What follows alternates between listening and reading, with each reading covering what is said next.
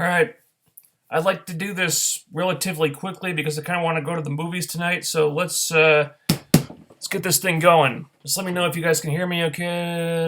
Alright, good. Let's do this. Saturday, or late afternoon, early evening, so it's time to talk about wrestling. So let's just get right into this. Let me call up my notes here. Gotta get so many windows open. Gotta close out some of these.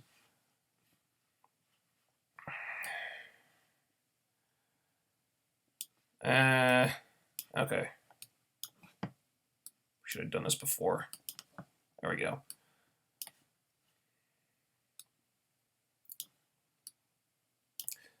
Okay. Impact from February the 16th, which I guess we're calling the Expedition of Gold. So fittingly, we begin with a big hype video for the Hardys in Tijuana. And, this would prove to be the best stuff they did all night, really. I'm just getting little snippets of it, but it's all really good stuff. I'll get to it when I get to it, but the show proper begins with a match between the Decay and Moose and Brandi. You would think they'd be starting with the stuff with the Wolves, because that's what we left on last week. Yeah, that was the big angle coming out of last week, but no, we were starting with a match. And then the stuff with the Wolves comes in the second segment, which really didn't make any sense to me at all. It's very strange placement there. But, yeah, we start with this mixed tag. And, I gotta be honest, the booking of this match really pissed me off. The treatment of the Decay pissed me off in this match. They got treated like fucking chumps here. They're supposed to be this terrifying demonic force of nature that people shit themselves over, and they just it really feels like they got sacrificed here just to make the faces look good. And you don't really need to do that in Moose's case. He doesn't need anyone sacrificed for him. He's doing just fine. But you have Crazy Steve and Rosemary in the match. You've got Abyss routinely getting involved and beating on Moose outside the ring. And even all three of them working together really can't put a stop to Moose at all. He's still Moose. He's still being a badass. He is that get that one-arm power bomb on Steve onto Abyss outside the ring. That was really cool, by the way. But yeah, the Decay are just not made to look like a force here, which is very concerning to me. And then you've got what happens when Rosemary finally tags in. Throughout the match, she's kind of antagonizing Brandi, kind of teasing her with, "Oh no, you can't get me," ha, and whatever. So she finally gets in, and I don't think Rosemary got a single move of offense when she finally tags in. No, it's just Brandi on the offense the whole time, and when Brandi's offense looks as bad as it does, that's a problem. She's doing like the tandem offense with her and Moose. And she does this, the discus lariat thing that looks just so bad. And Rosemary is stuck trying to sell all this crap, and it just looks not good. It looks really, really not good. And by the way, I absolutely fucking refuse to call Brandi Mini Moose. That's dumb. And so the faces win. At the very least, it's Moose who gets the pin, thank God. But I really didn't like this. The booking here was bullshit, in my opinion. Why are you making the Decay look like this? This is stupid. And it really feels like they kind of took Rosemary down a peg, making her look bad just to make Brandi look good.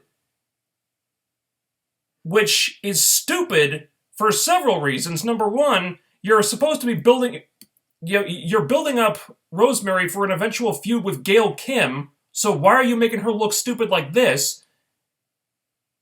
And and it's even more intolerable when it's all in the service of making Brandi look great, when Brandi is the greenest grass rookie who isn't even really TV ready right now.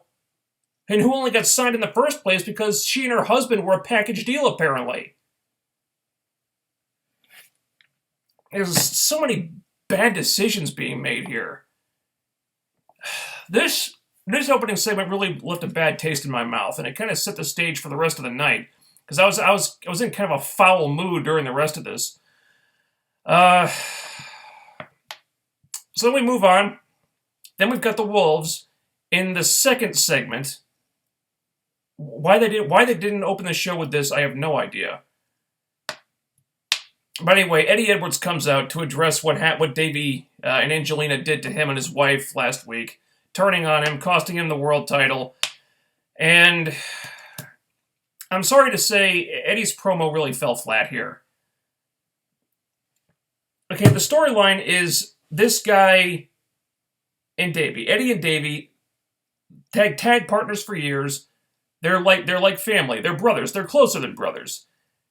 And then Davey finally turned on Eddie. This needed emotion behind it. Eddie needed to be like really emotional and really worked up. And unfortunately, that's just not his wheelhouse. That's just not what he's good at. And it's what this storyline really, really needed to sell it, and he just can't get that across. I mean, I get that he's angry, but this needed more than just anger. A lot more. And then, okay, so Angelina comes out, and he says, you get Davey when I say you get Davey. Oh, by the way, you can get Davey now.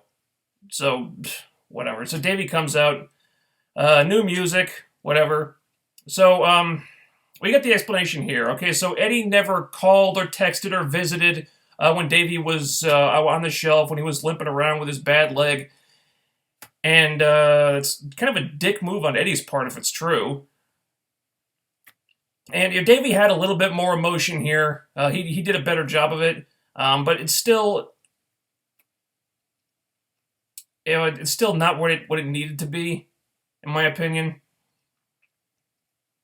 And then we get another misstep where they start fighting immediately.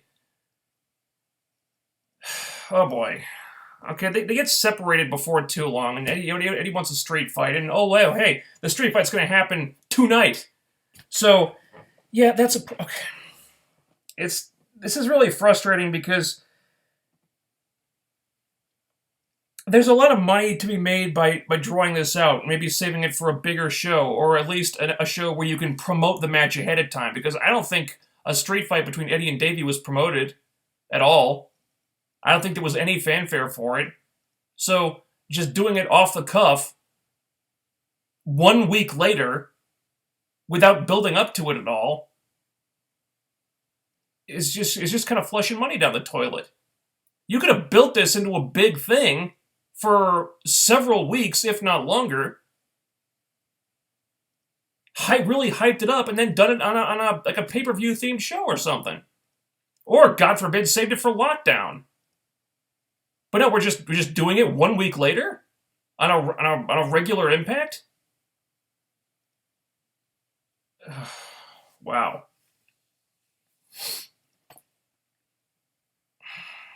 This segment really needed more from the promos, more emotion to really sell the story of this, and they just went right into. Instead, they just went right into the action. And yeah, these guys are going to be better at telling a story with the action, but that's a drawback when you do a story like this. When a story that's supposed to be like really like deeply emotional in order to sell like the betrayal that happened here, and unfortunately, it's just not what either guy is good at. Get back to that one. Now throughout the night, we're cutting back to the saga of Allie and Braxton Sutter and LVN and Maria and all that stuff. And Mike Bennett is throwing Braxton Sutter a bachelor party because these guys are sort of friends now or something. I don't know why if they're not, I don't know why they're acting like they are. Okay, it's clear that Braxton Sutter would rather be anywhere else, but why is he putting up with this, you know? So it's weird. So they have the bachelor party, with all of Mike Bennett's friends. So Braxton Sutter doesn't know anybody there, and there's some weird antics where a guy climbs up a ladder and then falls onto the couch or something. I don't know what was going on there, but it ends with a stripper passed out in Bennett's lap, and Sutter positions them a certain way in embarrassing fashion and takes a picture of it, so that might come into play later. So that was kind of funny. And then we have LVN's bachelorette party, which Maria made Allie throw. I really hope they explain this. I was under the impression that Allie wasn't even really working for Maria anymore, so I'm not sure how she can still boss Allie around like this. But yeah, Allie had to throw the bachelor party. And Maria hates her decorations and blah, blah, blah. And Allie's going to be the ring bearer for the wedding now. And again, Allie's lack of reaction here was kind of strange to me because she acted annoyed. He's like, she's making her annoyed face and all that. Shouldn't she be more heartbroken about all this stuff? I assume we're reaching the big climax of this angle now. And it kind of feels like the emotion of it has been dialed back, if that makes any sense. Maybe they should have climaxed this sooner than they did. Maybe they dragged it out too long. I'm not sure. But, the Bachelorette stuff was fun, I guess. And, here's something that at least they're building up to it.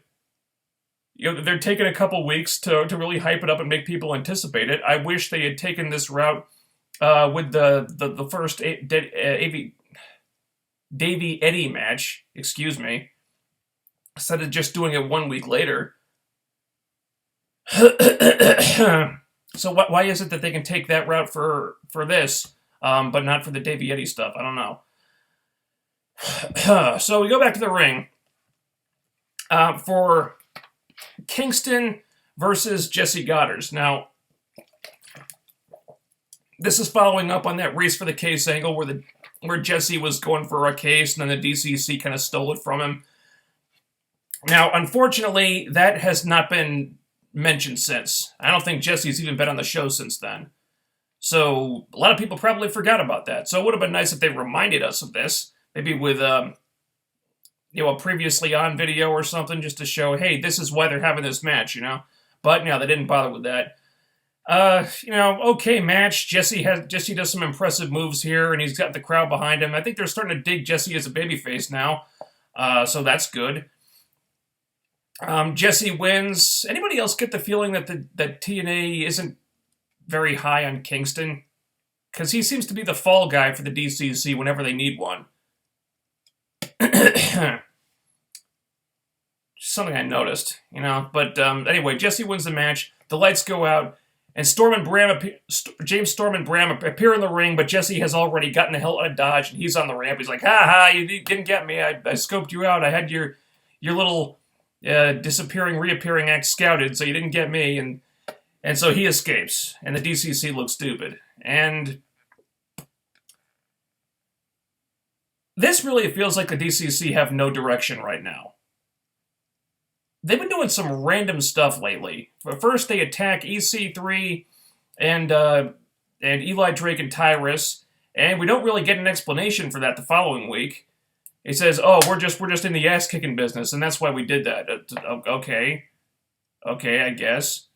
Now beating up some people, beating up people like EC3 and Eli Drake that the crowd thinks highly of, will hopefully get you over as badasses. That's a good start. And then they have a match with Eli Drake and Tyrus where they only win because Eli Drake left his partner alone and took off.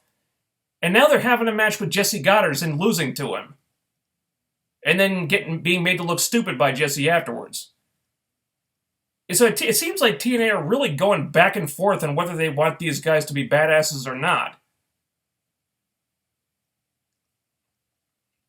It's just, can we pick a direction for the DCC and stick to it? Please. Because, it seems like the creative is all over the place with these guys right now. And then they do, one of the stupider things they did all night, quite frankly, when the hook for when the show returns from commercial break is Tyrus teasing a Fact of Life segment hosted by him. Yeah. Because Tyrus's promo the previous week completely tanked. So you think that Tyrus teasing another talking segment is going to get people to watch. Is going to get people to come back after the commercial. Is going to make people excited for the show to come back from commercial break. Now, someone please explain that to me because I don't get it.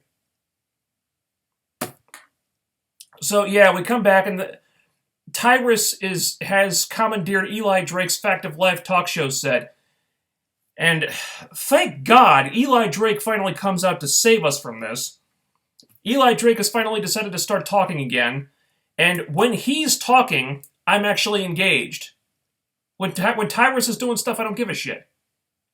And does TNA not understand that nobody cares about this guy?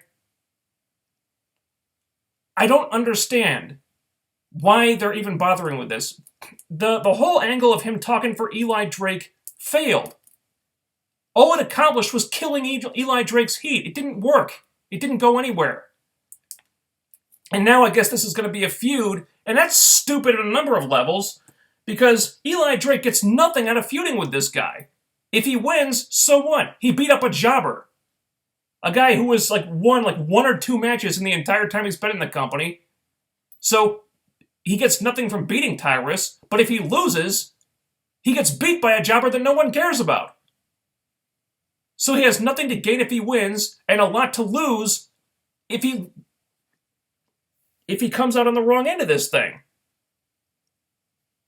This whole thing is fucking stupid. Eli Drake deserves better than this. He deserves better than to be stuck in a go-nowhere dead-end feud with Tyrus. TNA, please understand, no one cares about Tyrus. He's slow, he's fat, he's unathletic, and he's boring. No one gives a shit. Just cut the cord and move on. Put Eli Drake in a feud that people might actually give a shit about.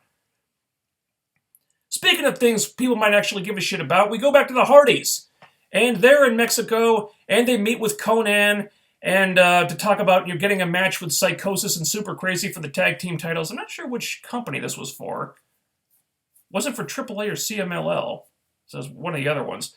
But yeah, the Hardys, they don't want money, because money's for marks. No, they just want the tag team titles. And Conan, he's got dollar signs in his eyes, whatever. So he says, yeah, let's get some bootleg merchandise and start selling that shit right now.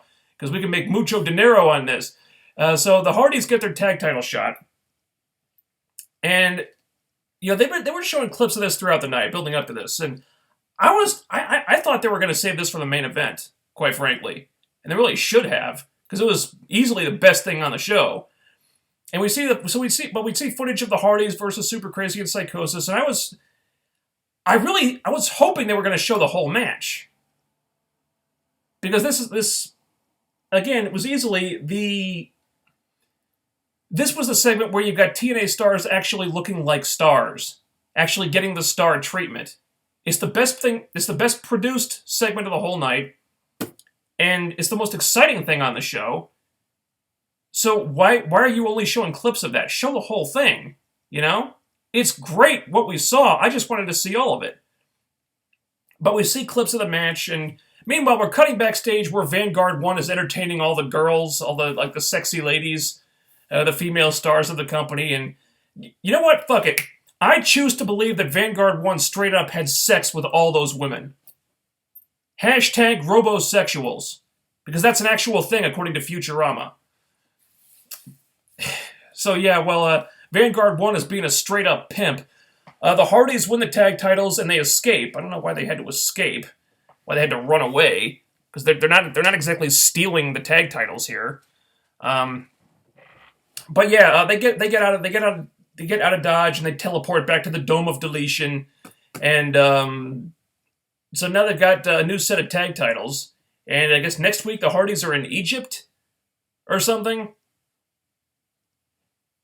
Okay, All right.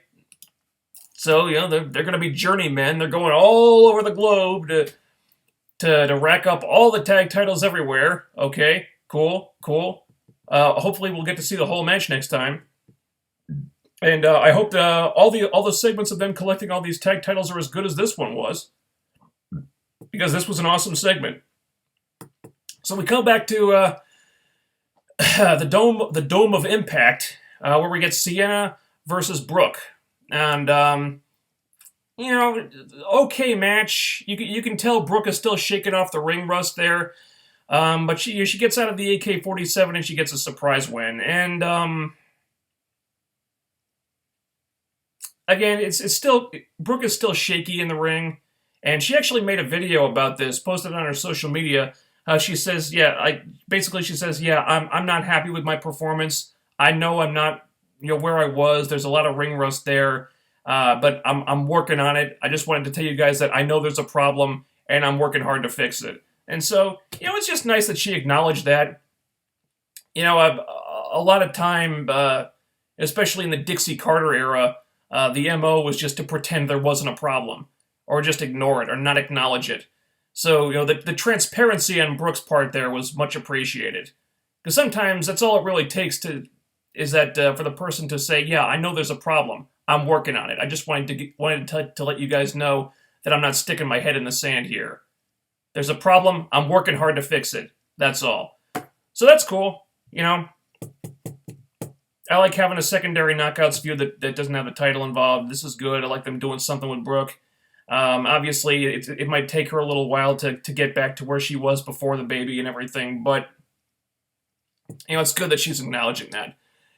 And then we come to a promo from our new World Heavyweight Champion. Bobby Lashley comes out, and now he's back on top of the world, and he says, there isn't a person alive in wrestling or MMA, in a ring or in a cage that can beat me. And then Josh Barnett comes out. MMA fighter Josh Barnett. And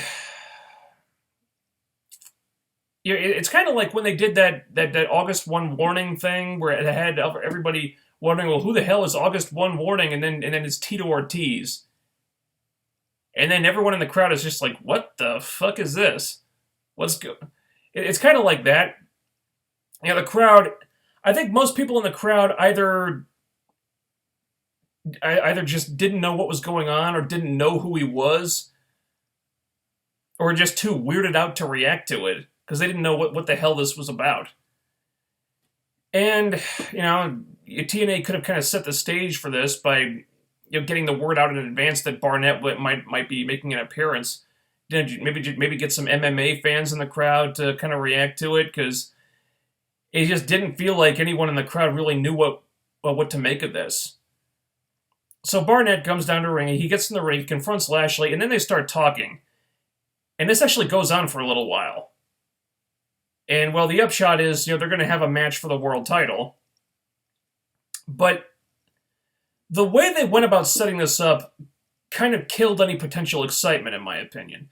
The best way they could have done this was to have Lashley get the crowd worked up with his, no one can beat me spiel, and then have Barnett come out and just do a stare down.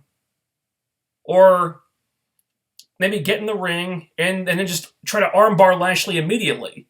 And then have Lashley run away or something like that. Because, the talking was all right.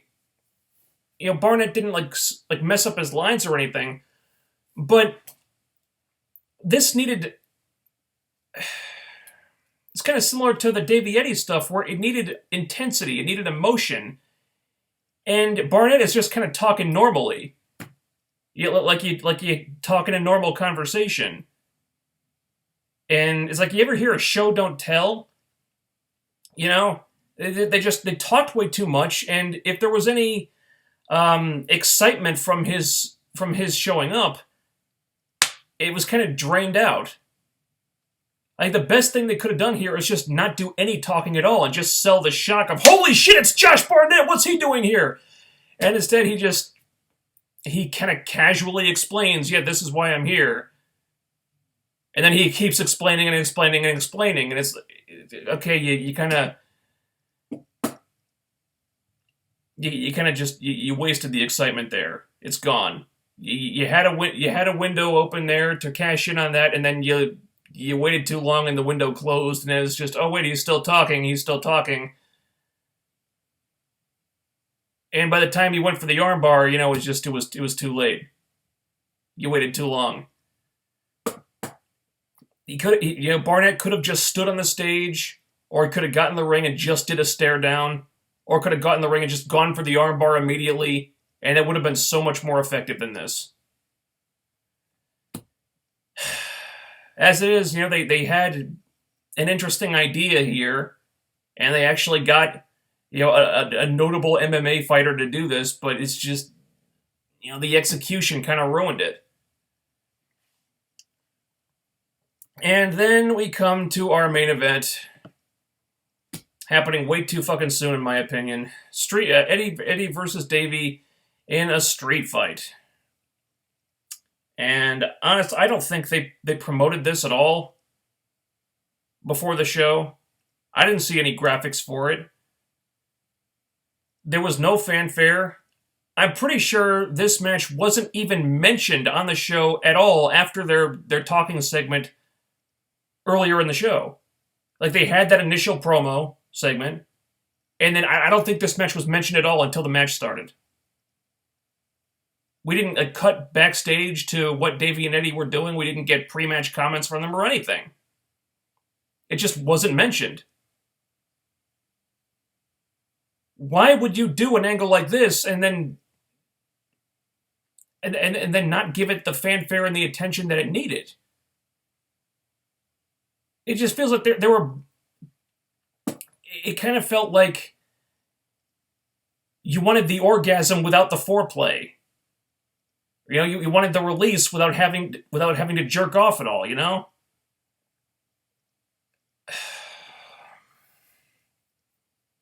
I don't understand why they did it this way. Makes no damn sense to me at all. So we got some cool stuff in the match here. At one point Eddie hit a suicide dive that pretty much overshot Davey, and he went into the crowd, and Davey had to kind of work to make it look like he actually hit him. That was kind of funny. But we see Angelina getting involved, and then Alexis Nevaeh, who we're calling Alicia, she got involved. She went after Angelina, but she ends up getting cuffed to the ropes, and Eddie protects her as he takes the chair shots for her. That part was nice. And Davey pretty much destroys Eddie afterwards, and unfortunately, Alicia's watching this as Eddie is getting obliterated by the steel chair, and sadly her acting kind of needs work too, because she looked. She didn't really look upset. She was like, no, stop, So that's going to be a weakness of this feud, I think, is that you've got a really intense, bitter rivalry that's built on a betrayal of a friendship and a brotherhood that goes back years. And you've got 4 people involved here, and I'm pretty sure only one of them has the charisma to really sell the emotion of the whole thing, and that's Angelina. So I'm not sure how they can...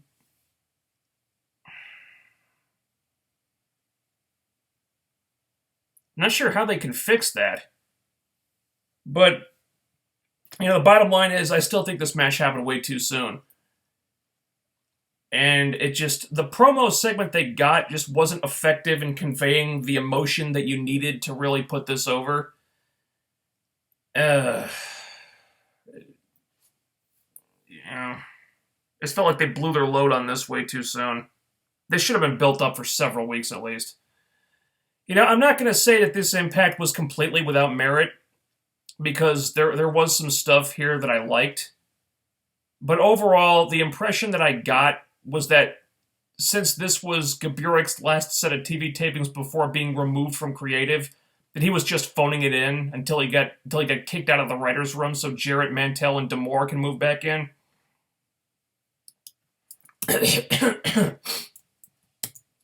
There were a lot of things here that just weren't executed very well, or made stupid mistakes, or got the timing wrong, or just blew their load too soon, and so on and so forth. Quite frankly, Gaburik was just proving here why he never belonged in creative in the first place.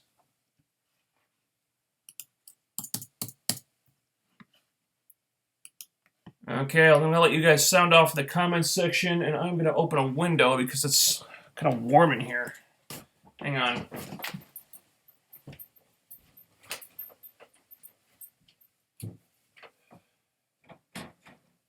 Holy shit, the window is open.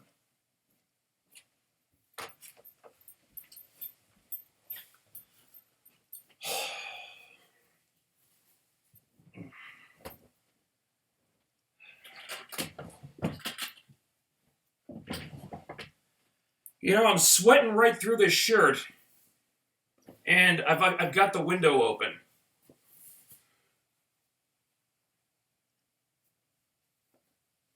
Climate change isn't real my ass.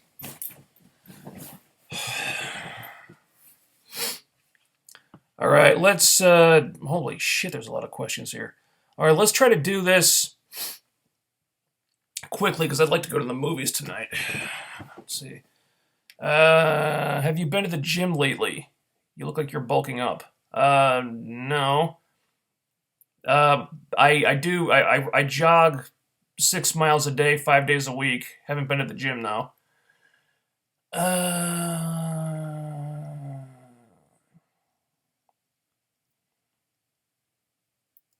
Laura Dennis plays a gimmick in which she acts like she can't wrestle. Meanwhile, Brandi Rhodes plays a gimmick in which she acts like she can wrestle. By the way, Allie's better even as a rookie. Yeah. It's kind of dumb. God bless Cherry Bomb. She's made this Allie gimmick work like gangbusters, but Brandi is just it's not working. She's over because Cody's over, but they put her in the ring and she just doesn't look good. Mr. TNA 2005, greetings from Romania. Holy shit. Wow. First time I've seen Mr. TNA 2005 in the chat room. So thanks for joining us this week. Do you think Magnus will be back soon? I hope so. Thought it sucked when he left. Thought there was a lot of money in that guy, especially in the UK. Do I think he'll be back? I don't know. Dixie Carter being out of power may help convince him to come back, but who can really tell? Do you think him returning could block Eli Drake's push? I sure hope not. If anything, ideally it would give Eli Drake someone cool to feud with, get him out of this dead-end feud with Tyrus. The stuff with Sutter and Mike was funny as hell. Okay. Moose powerbombing Steve onto Abyss was the only cool moment of the match. Yeah, pretty much. This is because the writers don't know how to use Brandi. She should not wrestle. She should be used in another capacity. Oh, absolutely. I've said this a number of times. Have her work matches on Explosion. Have her hone her promos backstage. If you have to put her on Impact, freaking make her the ring announcer. Anybody can do that, according to Josh Matthews. That's something that she's good at. She already cuts promos like a ring announcer anyway. Why are you putting her in a position to make the Knockouts champion look bad, especially when the Knockouts champion is being groomed for a feud with Gail Kim? I think we're all kind of expecting Gail to give Rosemary the jobber treatment when she comes back, but why are you doing that to Rosemary before Gail comes back? It's just stupid. Okay. Is it going to lead to a Moose versus Cody feud? Possibly. I don't see why that wouldn't really make any sense, though. I mean, wasn't Cody feuding with Lashley before he left? They just put him in a feud with Moose. It would seem really random. They need to do storyline-heavy shows more since they do seem to do wonders for the viewership. Yeah, and not airing on a night when there's a big snowstorm helps, too. And Brandi was awful in the ring, and that was super embarrassing to watch. Yeah, you're not kidding. Mike Bennett's an underrated entertainer. He can be the Christian Cage of this era, but they need to actually start pushing him again. I don't know why they stopped in the first place. He's a top star. You're right on all that stuff. They may have stopped pushing him because he's on a PPA deal right now. He's not under contract, and I guess it's unsure of whether or not he'll stick around. And if they're not sure if they're going to have him for the immediate future, they don't want to be pushing him too much. Now, that's just common sense.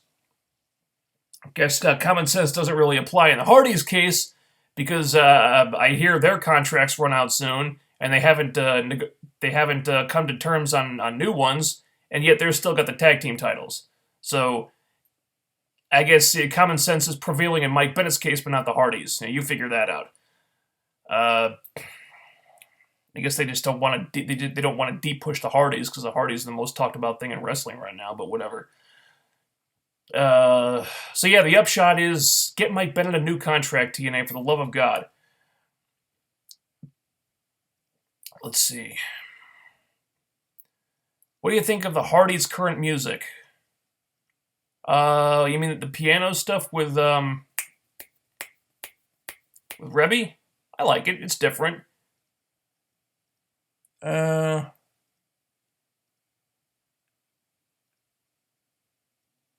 I mean the new one with Jeff singing? I actually kind of like it. It's more babyface-esque. Because, the broken thing got over so much that they're basically faces now, so... yeah, I kind of like it, actually.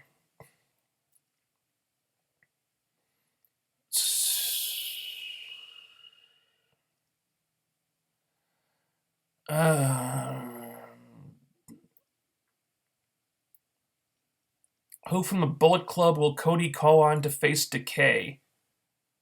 Unless it's Kenny Omega or the Young Bucks, I don't particularly care. Brandi did something unimaginable. She has worse clotheslines than Velvet freaking Sky. Man, don't remind me. Just a really unfortunate situation. It's like they're determined to try to make Brandi a star because she's Cody's wife. They're not doing it because she's good. They're doing it because she's Cody's wife. It's pure nepotism. And when has that ever worked?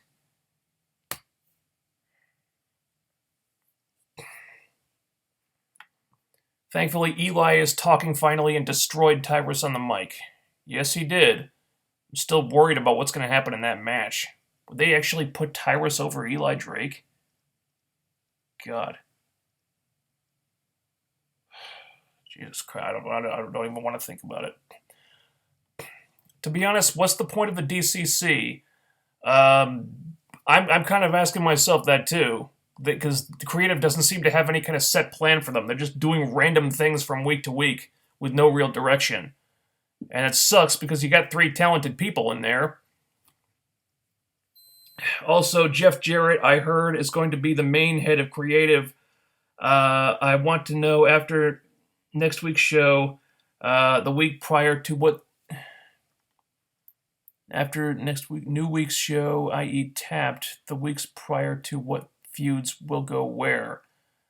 Well, I think they've still got a couple weeks left of the previous TV tapings to burn through, and then the new creative team takes over. I think there was an article that went up today, or the other day, from Newsweek, how, it was an article about Jarrett and Ed Nordholm, the new president, and the approach that they're going to take. And Jarrett was asked about creative, and he says, well, we're not going to come in and just reboot everything with a new set and new storylines and everything, because we've kind of done that a couple times and it hasn't really worked. So I think he hinted that you can expect some storylines to continue, and maybe you'll see small changes, but for the most part, I think the changes are going to be more subtle, rather than just rebooting the whole thing.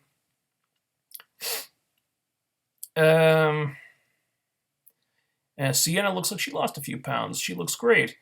Well, I think she's been training for that undie run thing in Detroit, where Everybody strips down to their underwear and they do a run for charity or something. So maybe she's been doing a lot of cardio.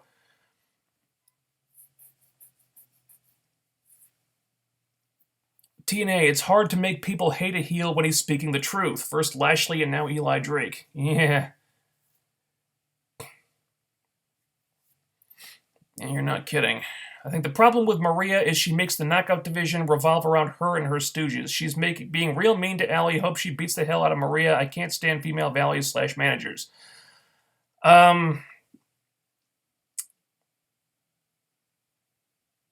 Okay. Maria does tend to have a lot of storylines revolving around her. She does tend to be involved in a lot of angles, but the positive and all that you're not really acknowledging here is that those angles always have a purpose.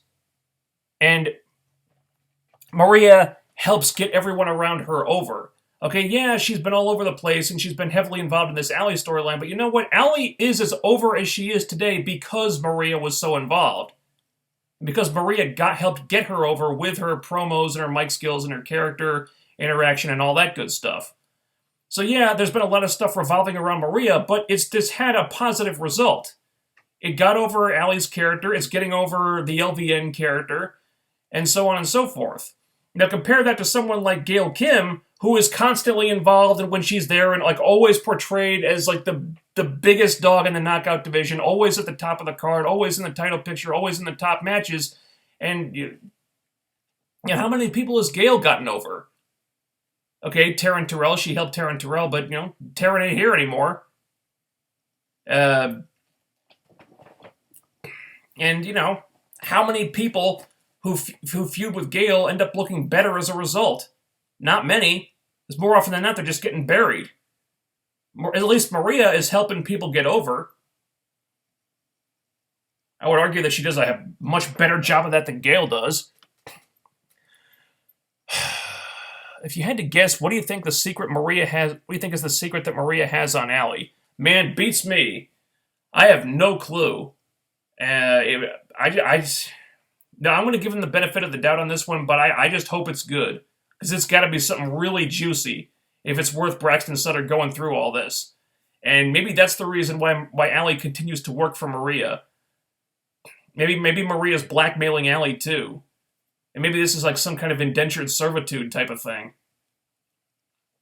I'm really excited for the explanation to it. But after all this build-up, I just hope it delivers, because it's got to be something really good. Let's see, Scott D'Amore and James Mitchell were two great managers in TNA that the company misses. What do you think of them? James Mitchell was great on the mic. I think Scott D'Amore was super entertaining in Team Canada. He was one of the... D'Amore was one of the guys I always looked forward to when he was there, because he always entertained me.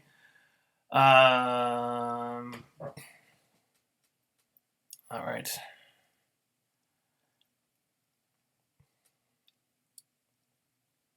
Do you think we'll ever see the return of proper pay-per-views? In Impact? Possibly. If they can get back to a place where they can make money on them, because I think the whole reason they switched mainly to one-night only pay-per-views is because they can burn those off with little cost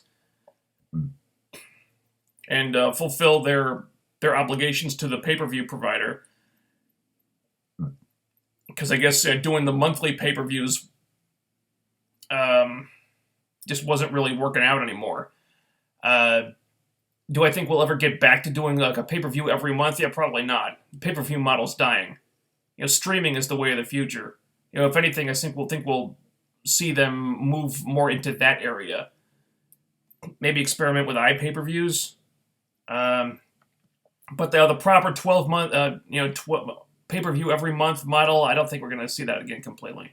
Not like it used to be. Did Eddie even deny what Angelina said? I don't think he did. So she accused him of not texting or calling or writing or visiting or anything. And no, I don't think he denied it.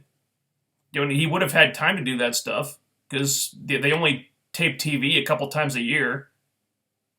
So his schedule would have been free enough. It's one of the problems I had, you know?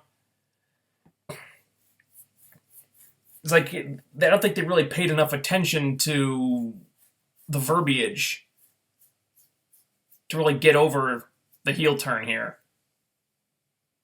Because if all that stuff was true, then it was kind of a dick move on Eddie's part, you know?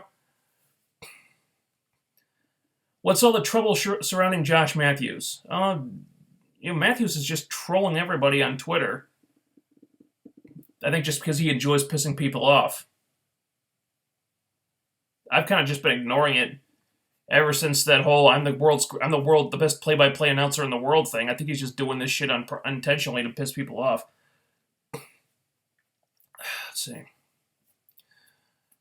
Okay.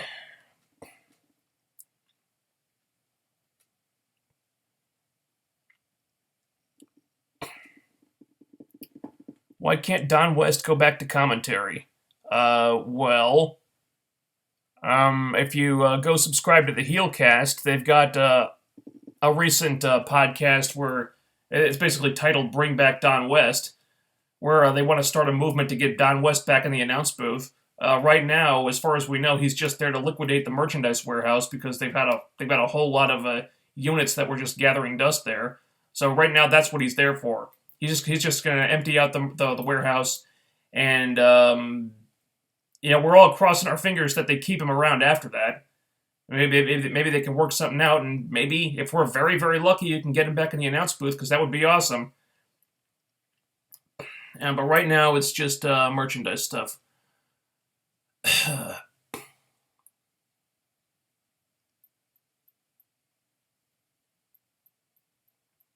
Davey is a really awesome heel. Eddie covering his wife while getting blasted with a chair could have reminded me of when Lita protected Matt from Austin.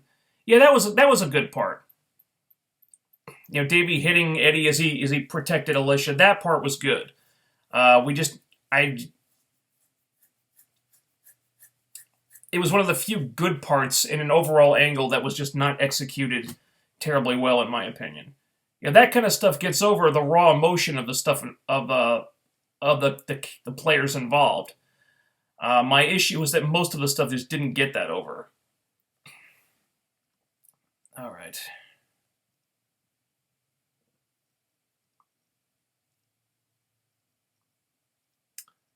Let's see.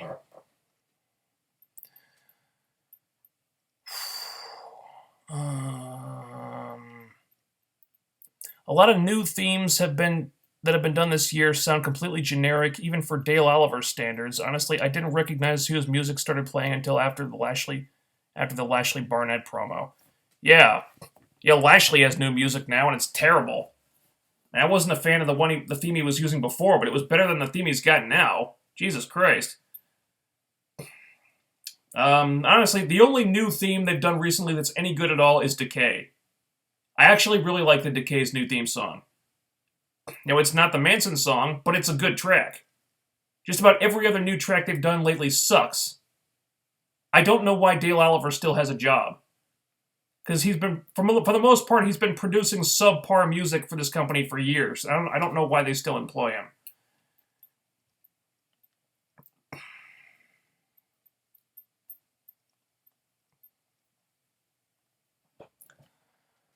Okay.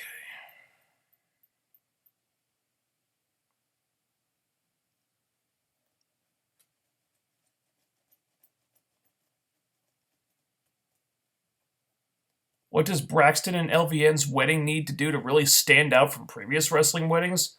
Go off without a hitch? Seems like these things always just get disrupted somehow and just turn into a big clusterfuck. So if it went off without a hitch, that would be surprising. But I think that would also be a mistake because it's probably time to just climax this angle and go for begin the part where Allie just turns on Maria for realsies and gets her revenge. I think it's been drawn out, and for the most part, the storyline has been really well told. But I think we're there now. I think it's time to really go to turn the page and go to the next chapter in the storyline where Allie gets in the ring and gets her revenge. Okay. Well, the couples in TNA, do you think there'll be a mixed tag team or like mixed couples title belt? No, I don't think so. It is weird that there are so many couples right now. Because it's like TNA seem to think like they can't have one without the other. Because we've got Mia Yim, so we got to get Eddie Kingston because that's her boyfriend. We just got to have all the couples. I don't know what's going on there. Will there be couples title belts? No. Maria is incredible as a valet or in her role in the knockout division. Agreed? Yeah, she makes everybody better. You don't have to be a wrestler to do that. Okay, seeing a lot of hate for Josh Matthews here. Probably deserved heat. I'm not impressed with Brooke so far. I don't want to judge her since she just came back, but she needs to improve at the next set of tapings. I remember her doing better than this. Yeah, exactly. And she said as much in that video she posted. She said, look, yeah, I'm not happy with my performance. I know I'm really rusty. I'm slower than I used to be. I'm making mistakes. And she owned up to it. And she says, look, she's going to work hard to get better. And that was enough for me, honestly. Just to know that she knows there's a problem and she's working on it. So, I'd say let her do some training and, get back into ring shape. Because she did have a baby just 5 months ago? And, so we don't know how much preparation she had to get ready for her return. So give her a few months. With the next set of TV tapings, she'll probably do a lot better.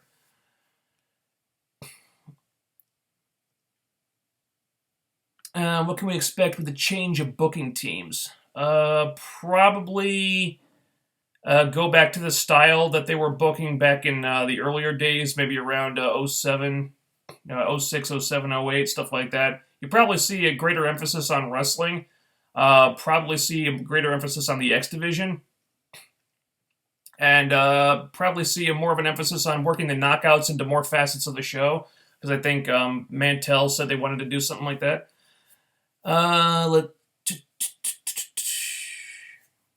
Better knockouts booking. Yeah, hopefully. I just hope they don't go back to the philosophy of just booking Gail Kim like she's God's gift to everything. Like they did when the division started. Because it's been a long time since then. It's time to move on. Dutch, Jeff. Just saying. Jessie Godder's new theme music is awful. Honestly, I can't even remember it. It's instantly forgettable to me. It's not the bromance music, so that's a step up. But I try to remember the track right now, and I can't. It's instantly forgettable. Did you know Lady Tapa doing a tryout with WWE? I did hear about that, and they can fucking have her. She sucks. Laurel is very, very hot. It's unfortunate TNA don't know how to make big money with her. Well, I think they're taking the same route they took with Rosemary and Allie. Just getting her character over first. Rosemary has been in the company for about a year. I think Allie's been in the company for almost a year, something like that. And for that first year, they didn't really wrestle that much. They wrestled occasionally, but for the most part, they were just doing their thing as managers / characters. And it really got their personalities over to the point where when they did get in the ring, people gave a shit. And they're taking a similar tactic with LVN right now. She's wrestling a little bit more than they did, but for the most part, she's in a storyline with Allie and Maria, and that's going to help get the character over, so when she does start wrestling on a more regular basis, it's going to mean something. Okay.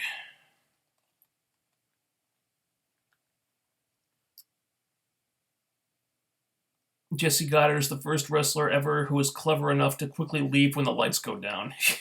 Yeah.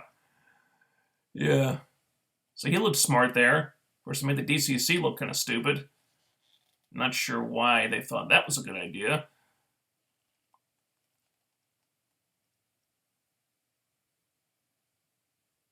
Why can't we just go back to the fun-loving James Storm? I don't want to boo James Storm. I don't want to boo James Storm either, but I'd settle for him just having an important role in the show and or getting into the fucking world title picture. Because who deserves a world title run more than James Storm? Fucking nobody. But one step at a time. Let's just get a clear direction for James Storm from creative and go from there. Thoughts on Kelly or Victoria possibly returning to WWE? Don't really have any. Don't care. Think the secret that Maria has is probably that Allie isn't as sweet as she appears to be. That would be a twist. Probably be a stupid twist.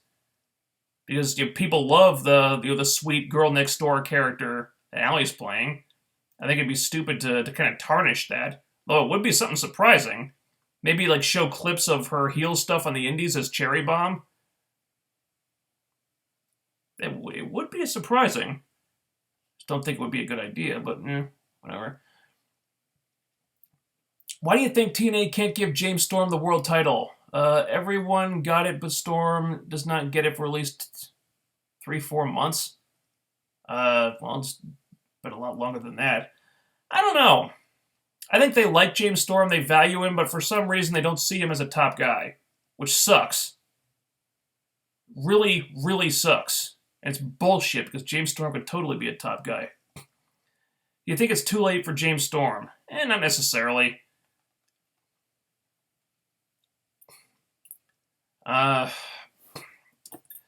Honestly, the guy checks every box, really. I don't think it's too late for him to be a world champion. I think he's one good storyline from being a world champion and has been for years. He's just never gotten that storyline. Outside of that couple of weeks when they used his world title reign to put over the Bobby Roode heel turn. For some reason, he just always ends up back in like the upper mid-card. Do they just not believe in Storm for some reason? I don't know. It's stupid. The guy deserves it. It's just really unfortunate. Okay.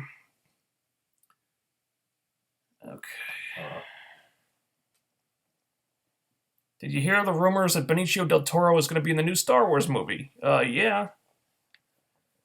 Think that's been confirmed for some time. Playing Boba Fett's son. Is he?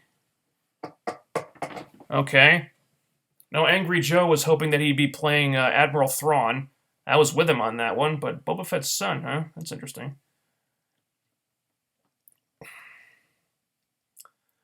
Vanguard 1 is the GOAT, and it was Conan's promotion Crash Luchas that the Hardys won the titles from. Oh, okay, thanks. Vanguard 1 is the man Robbie wishes he was. Vanguard 1 was a pimp. He totally had sex with all those girls.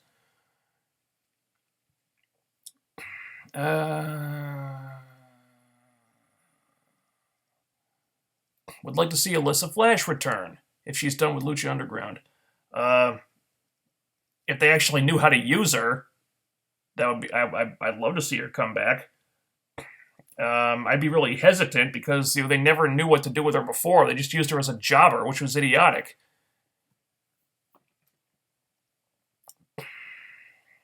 So they're taking that photo of Mike and the stripper and sending it to Maria was gold. Yeah, that was funny.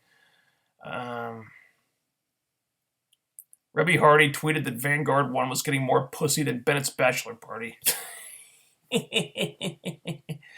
Hashtag robosexuals.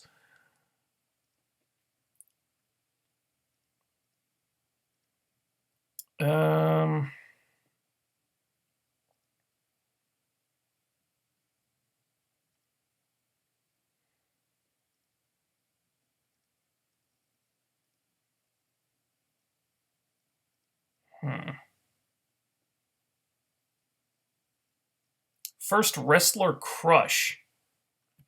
Huh.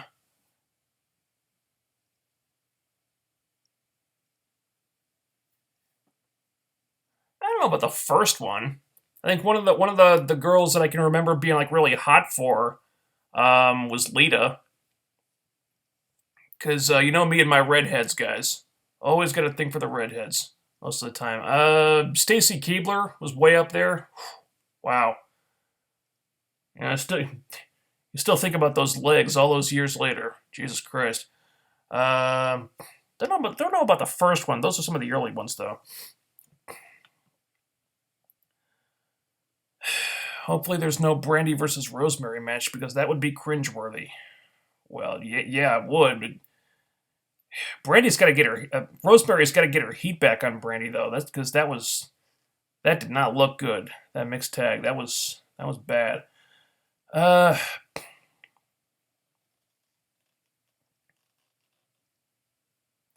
Tyrus is okay with people hiring out his services, but got pissed off at Eli Drake for basically calling him a background player when he was satisfied with putting himself in that position for years.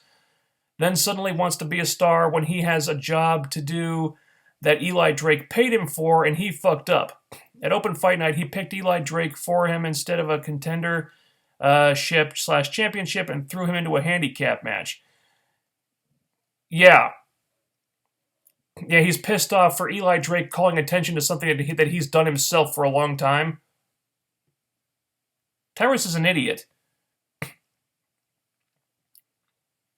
A match against guys that he already beat them up and stole his talk show. He's effectively a face for being bad at his job and ripping off his client, and this is the guy we're supposed to cheer. Brilliant writing. Yeah.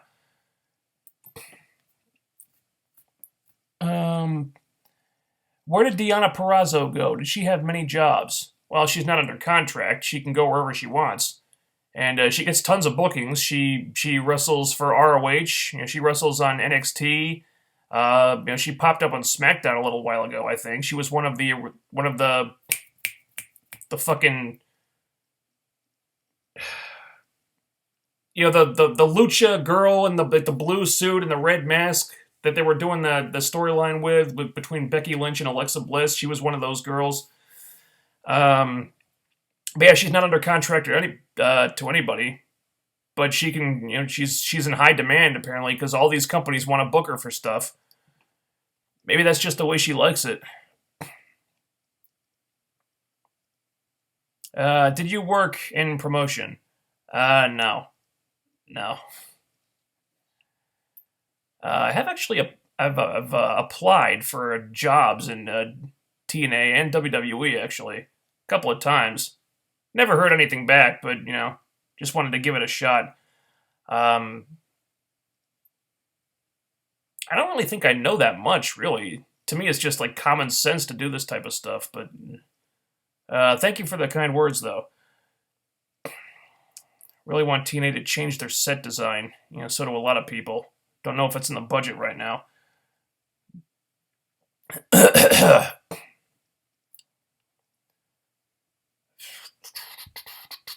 Why are TNA pushing MMA people again? I thought they didn't need to do it anymore. Well, a publicity stunt is a publicity stunt, and you could make the argument that they are in kind of a serious need of an attention grabber right now. So this could put some new eyes on the product, at least. It could get them some PR in places that they don't normally get it. So that's probably why. I don't know how effective it'll be, but it's something. You know, people might care that Josh Barnett showed up on Impact and is challenging Bobby Lashley. So it might get them some attention. You know, might being the operative word.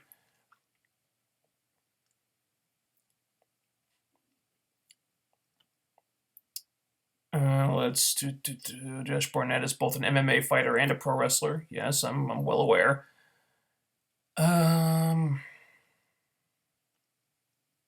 McGregor or Lesnar would have gotten a better reaction. Yeah. But McGregor or Lesnar aren't showing up on Impact Wrestling. You know, McGregor is negotiating for a fight with Floyd Mayweather. He's not going to show up at Universal Studios.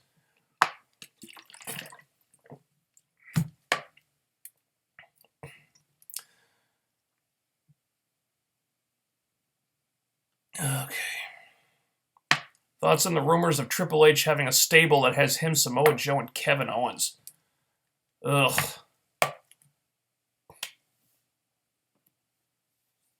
I prefer Triple H just stay off screen. If they wanted to have a stable with Joe and Owens and someone else, that'd be okay, I guess. I have no desire to see Triple H get involved.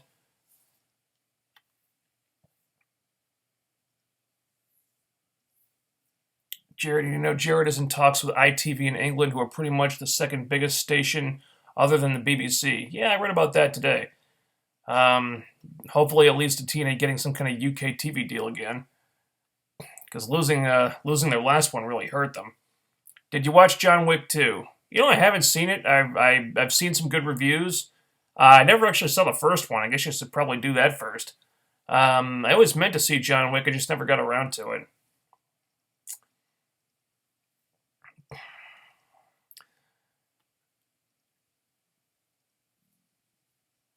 TNA's deal with Pop TV expires at the end of the year. I want Anthem to move them to a much bigger network.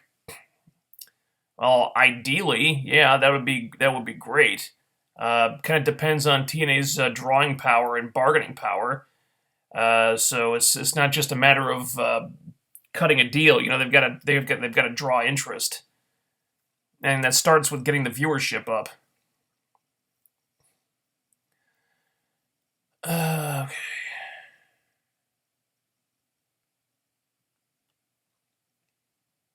Have you ever thought about training to be a pro wrestler?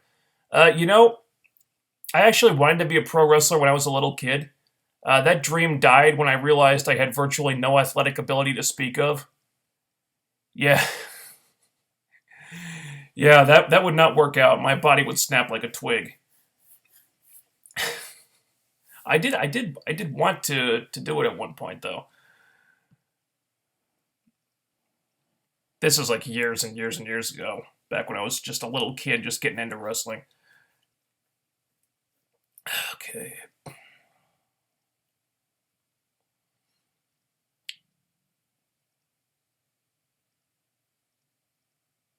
Eli Drake gave a great promo which shows that this not talking stuff was stupid as shit. You're not wrong. Mm-hmm.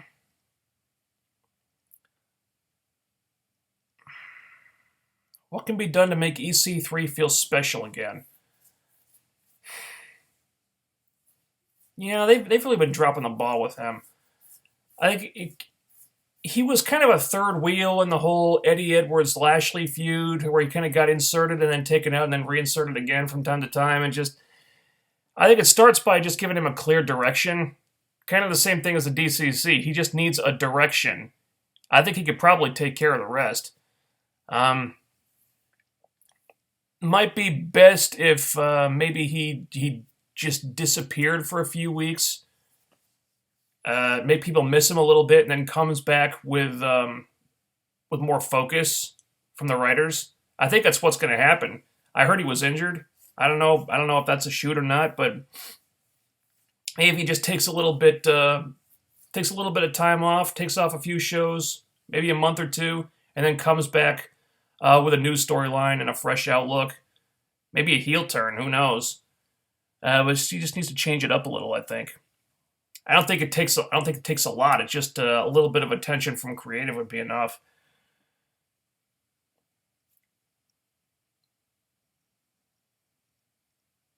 If you take a dive into the lake of resurrection, will Fourth Dimension Fool Killer make a return? Oh man. No, he's a different guy. Why do people want that bastard to come back? You guys are killing me. The most subscribers I ever had, 3,000 plus. I don't know the exact count. I mean, it's fluctuated over the years, but yeah.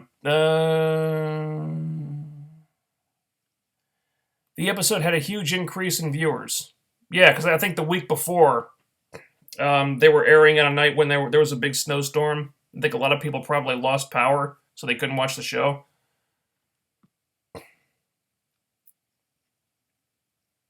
Why is Samoa Joe using the name Destroyer? Probably because TNA didn't copyright that.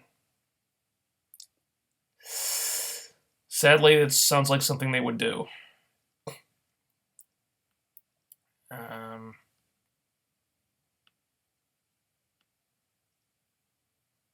Beyond Brandi, who will Rosemary feud with next? Probably Gail Kim. I know Gail booked an indie show. I'm not sure when exactly, but it's pretty soon. So I'm assuming that Gail is cleared to wrestle. So they'll probably pull the trigger on that when the new TV tapings start.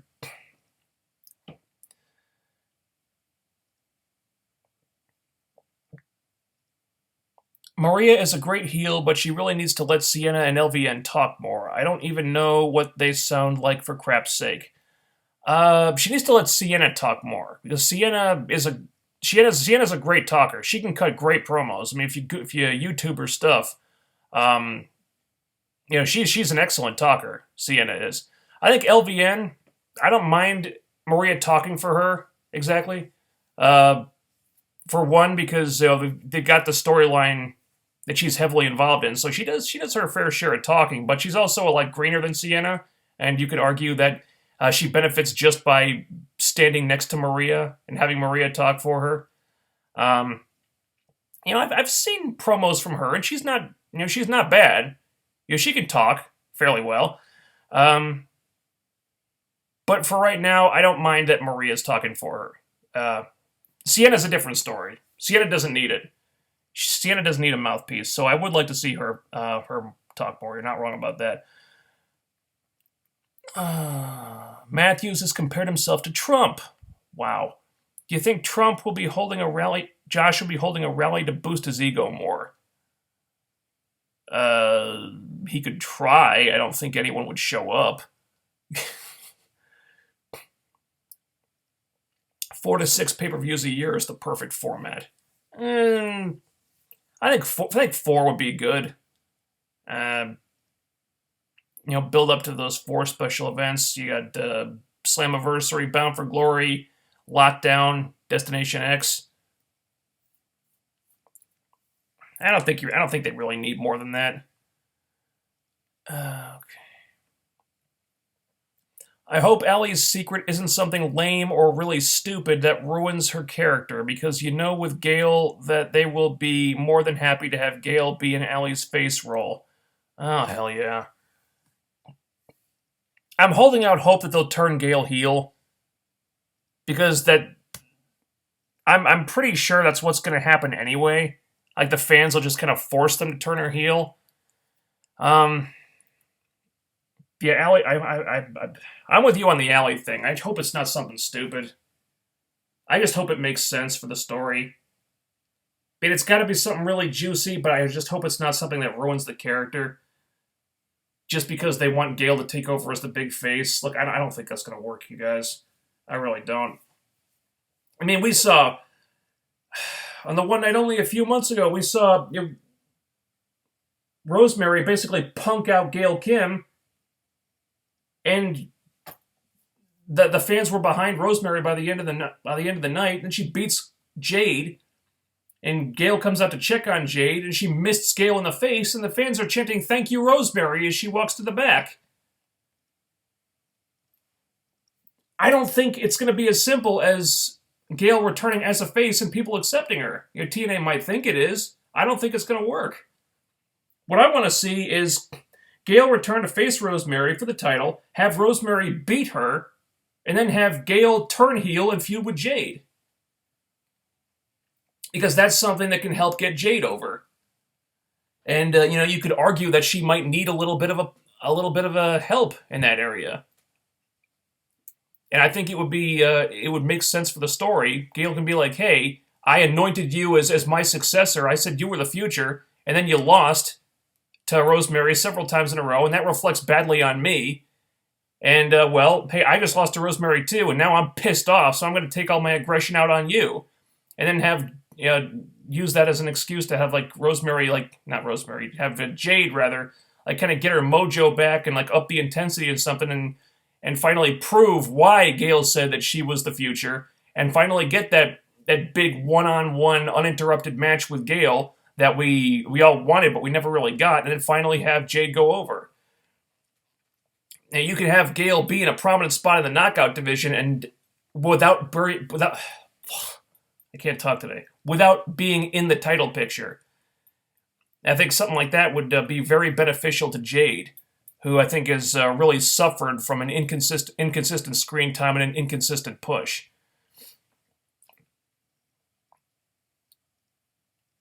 D'Amore is a great booker, no doubt, but with Gale being there, it would not be surprising if she was the focus like she always is. Yeah, that's what I'm really worried about. Do you think Allie in the future will ever turn heel, even if she's super over? Well, sure, eventually.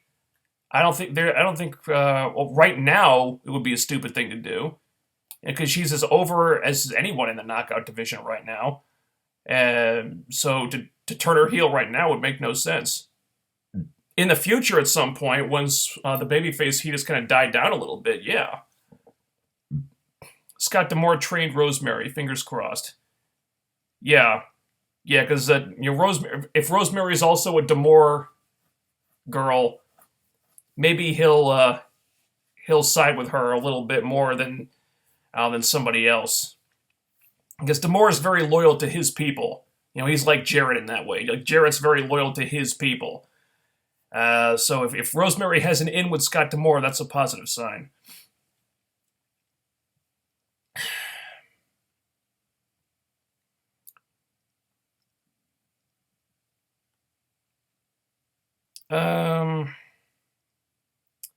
How did you become a fan of wrestling? I don't really remember. It's just something I always liked. I started watching as a little kid. Unfortunately, wrestling was not allowed in my house. But I had a lot of those, those old WWE magazines and stuff, and I remember reading about the Ultimate Warrior and how he trained for the big match with Hogan and all that stuff. And I wasn't able to watch it very much because my mom didn't want me exposed to all the violence and stuff. But once I went away to college, I was in a suite with 7 other guys, and they were all big wrestling fans. And that's when I got back into it really heavily at the time, because that was the first time I'd ever had an opportunity to watch as much of it as I wanted. How are they going to make the X Division more important when they don't have many X Division wrestlers? Well, they can start by just giving it regular screen time every week. That would make it more important right there. Sadly, the bar's been set pretty low in that regard, but that would be a step in the right direction. Do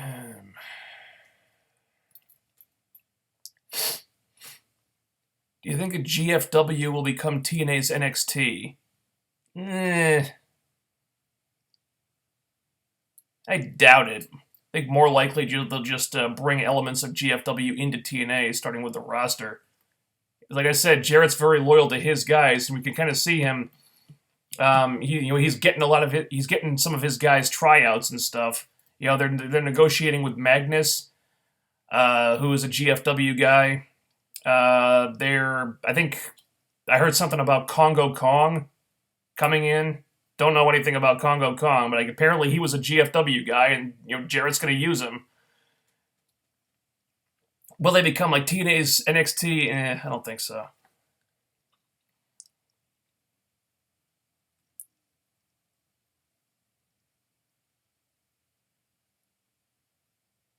Without having pay-per-views, what is the point? What are we building towards at the moment? I assume we're building towards the next pay-per-view themed Impact. That seems to be that's been the MO for a while. Building towards the moment? Probably Lockdown. Which I'm assuming will once again happen on free TV. But hey, they build up to it for a while. Hopefully it'll pop the rating for Impact at least. Who was worse, Raquel or Brandi when it came to wrestling Rosemary? I'm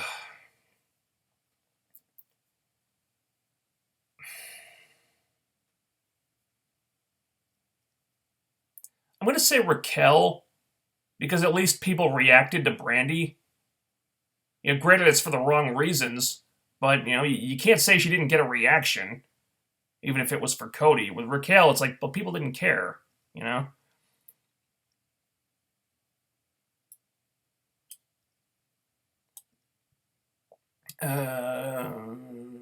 Did you know the Mid-Atlantic tag titles are the tag titles for Maryland Championship Wrestling? Did not know that. I thought the Hardys were supposed to be in Egypt next week, so that's odd. Actually, I think that's the show that Brother Underscore was at. I have to ask him about that one. I'm pretty, because he was at a show with the Hardys recently. Let's see.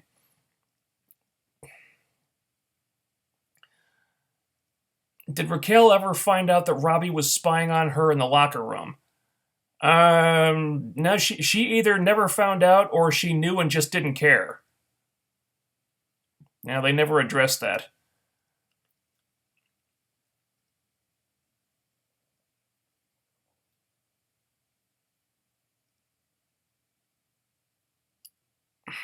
All right.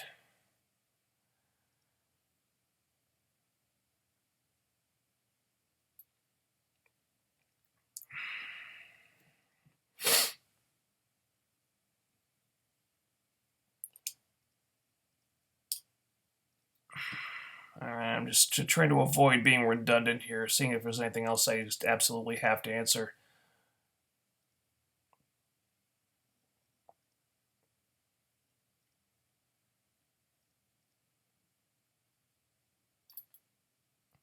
What's the point of saving Allie versus Gale for Bound for Glory when Bound for Glory is just a TV show nowadays?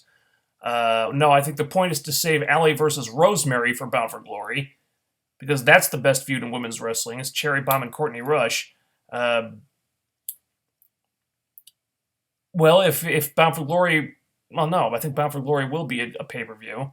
But referring to the pay-per-view themed impacts, the point would be to save it for a show like that so you can build up to it and pop the ratings so it gets a higher rating than the normal TV show. And just because it's not on pay-per-view doesn't mean it can't be meaningful enough to, spike the viewership.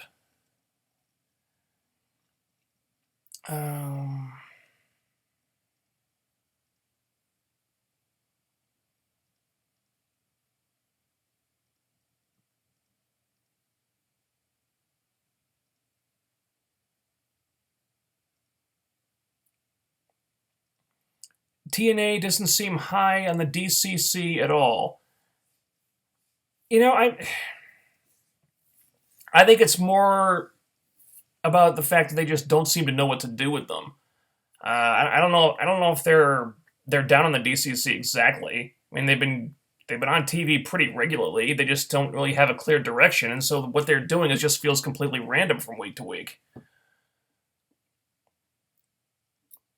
But no, I don't think they would have been booked to take out EC3 the way they did if they hadn't been if they didn't have a few fans in management. Just they didn't really follow it up very well. They go from that to feuding to losing to Jessie. Where does that come from?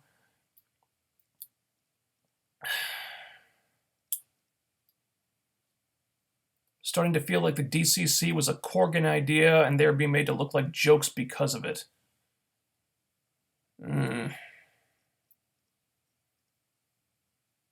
It's possible, sadly.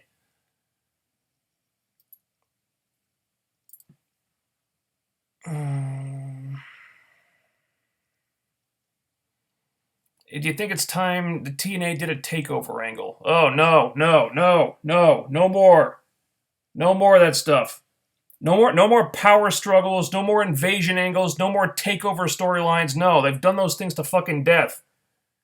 Those have been their big go-to angles for years. No more. I'm sick of it. Just they gotta move forward, not backward. No more of that stuff for a long time, please. What do you think is a worst-case scenario for Allie's secret? Something that ruins her image. They've cultivated a really likable character in Allie that people are really digging, and it's incredibly over right now. So anything that kind of ruins that or tarnishes that in some way, like she did something really heelish at some point in her past that the fans didn't know about. Anything that would make the fans look differently, think differently of Allie, because that's not what you want. It can be something like really embarrassing, but it all has to be in an effort to make her look more sympathetic. Because if it makes her look less sympathetic, that's not what you want. That's not good.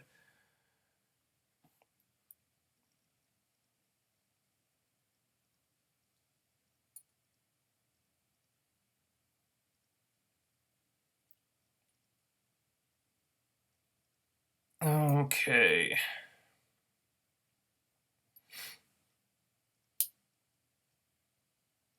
Do you think it's kind of embarrassing that a 40-something is still seen as the top star of the knockout division? It's frustrating.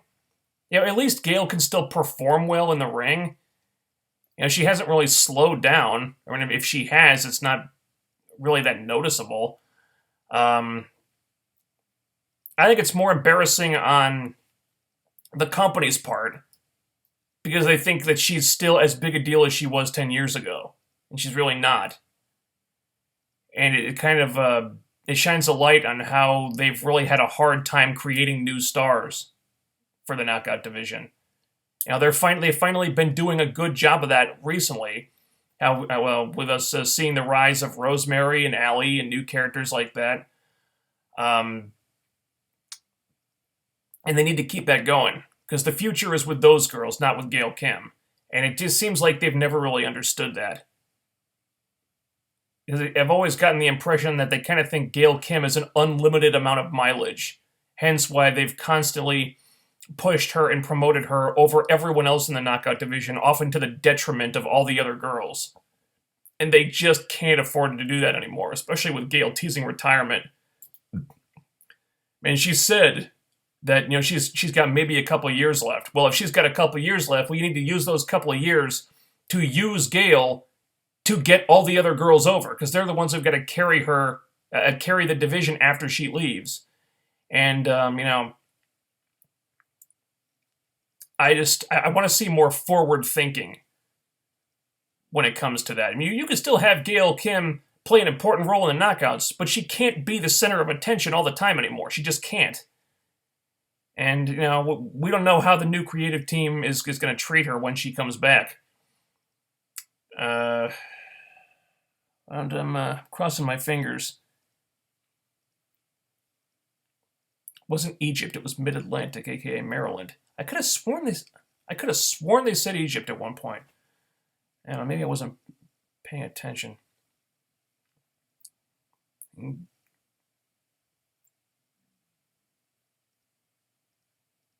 Gail should be putting over new talent, not basking in the glory of her ego. Yeah.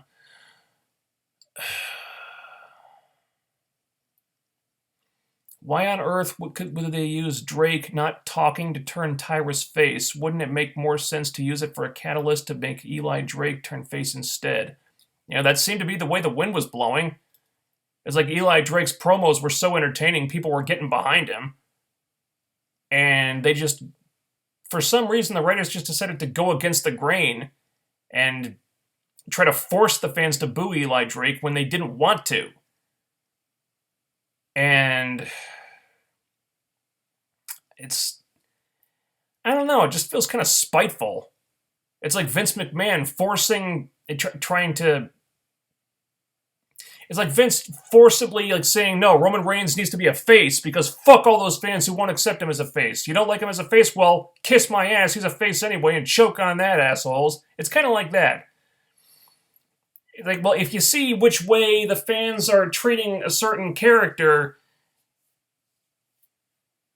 maybe it's easier to just change plans and change direction, and maybe do what the fans want.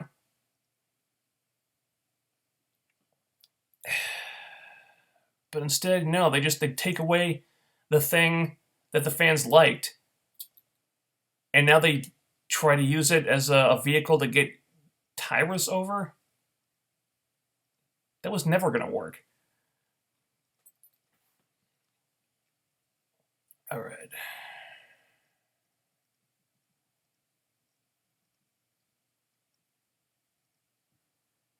Have you ever kissed a knockout? No. Pretty sure they can all do better than me. Yeah. Oy. Would you kiss Taylor Hendricks if she asked you to? I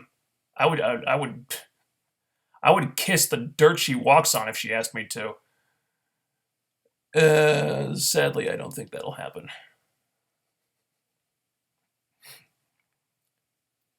Thinking of training to be a pro wrestler. Have you got any tips for getting into shape for it? The only tip I can give you is ask someone who knows more about physical fitness than I do. I don't go to the gym.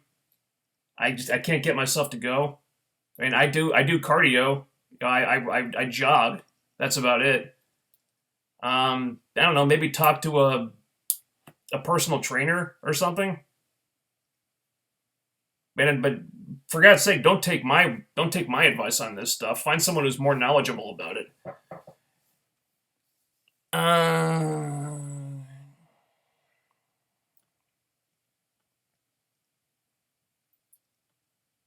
Do you like Minnie Moose? No, that's a silly name. Maybe if they'd called her Squirrel, that would have been okay. Moose and Squirrel. Would have been kind of funny. But Minnie Moose? No. No, she's, Brandi hasn't earned a nickname like that.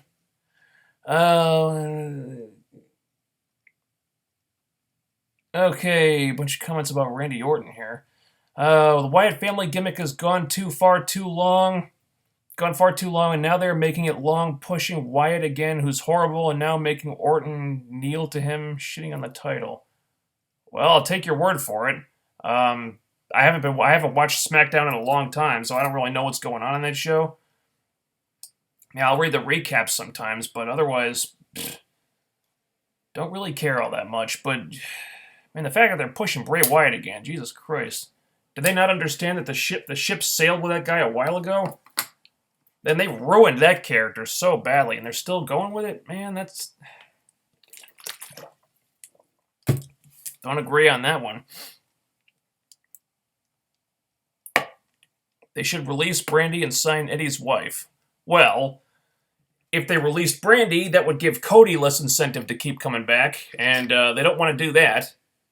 No, so they want to keep Cody coming back, and that means they probably have to keep his wife. It sucks. And I think that is going to do it. Thanks, everybody, for tuning in tonight. Good crowd tonight. I'm going to go... Oh, my God. I'm actually sweating through my clothes here. It's been so freaking warm out. It's the middle of February. Son of a bitch. All right, I'm going to go take a shower and then maybe go to the movies or something. So, this concludes our stream, and now we can get back to whatever it is we'd rather be doing on Saturday night. Thanks, everybody, for tuning in. I will talk to you on Thursday, where you can get back to S.H.I.E.L.D. and Arrow and The Flash. And join me next Saturday for the next Impact stream. And if I have to work on Saturday or push it to Sunday, there's always a notice on Twitter about that. So follow me on Twitter @TheRealFK9, and I will talk to you on Thursday. Peace out.